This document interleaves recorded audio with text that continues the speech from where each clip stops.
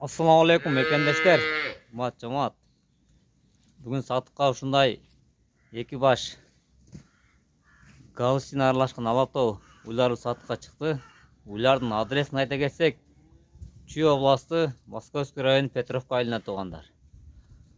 Азыр бул уйлар жөнүндө толук маалыматты эсинен сурап тактайбыз. Ага чейин сиздер каналдан алыстабай лайктан басып туруңуздар тугандар.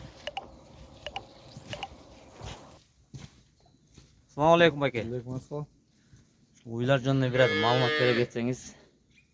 Биринчи үйүбүздө галыштин менен алатоо аргындашкан. 9тон 11 литрге чейин сут берет. Ошондой тегерегинде. 5,5 ай 6 ай боз. 6 айга жакын. Текшертирилген бардыгы. 3-чү туут. 3-чү туут.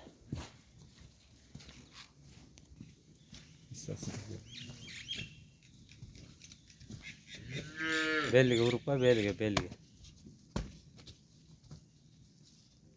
Bunlar mı? İçine baktımlar. Bilmiyorum. Bir şey.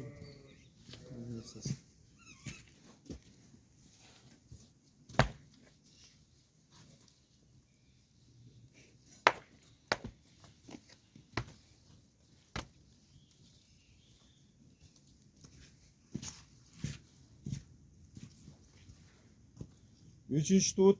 Aldı ele buldu ele 3-cü tuğuttan. Bul 7,5 ay 8 ayga jakın boz. Sütü jok, dany bireme bunun. Байып калган. Байытканбыз жö. Жö байыттык. Жö бай баратат.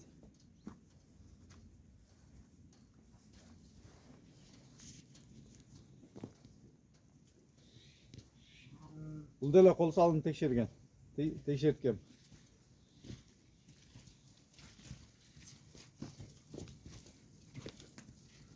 Көрженин иштейт, рабочий бардыгы. Чоң. Нелер. Запастар, каналдары бар. Экөө тең 135 миңден.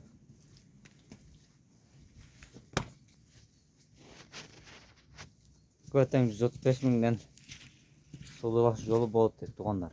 Көрүңүздөр. Насакаларды уюштуруп беребиз Жет областка.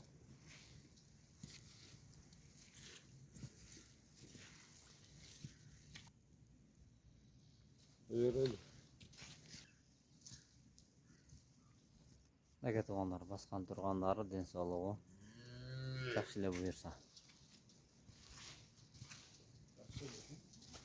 Кимге ошол уйлар кызык болсо, экрандан номер калтырабыз. Чалып содалашып алсаңыздар болот тугандар.